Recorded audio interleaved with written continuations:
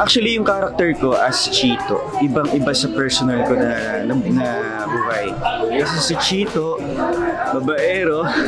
Joke lang. Marami siyang girls, pero ako wala na akong girls. Nag-iisa lang girls ko sa buhay. And sa family, iba din. Si Chito kasi hindi mapagsabi or hindi siya nakakapagsabi sa tatay niya ng mga problema niya. Sa loobin niya.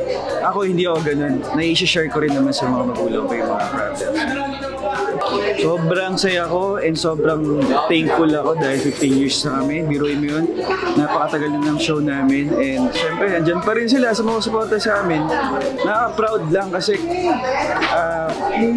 dito na ako tumanday actually. Dito na ako dami ko na rin naging nakilala tulad ni Tamane, Kabitoy. Saka yung yung talagang family kasi kami. Kumbaga dikit-dikit kami kumbaga ganun. And close kami lahat. Parang ganun.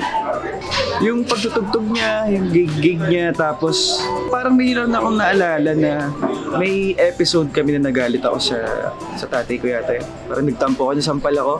Yan, parang may nangyaring ganun. Parang may same na eksena.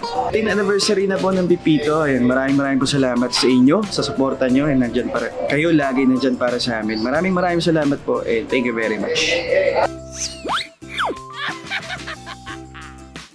Mahalagang paalala, ang Yulol ay hindi gamot pero nakakagamot ng anumang uri ng lukot at bagot. One click lang, subscribe na!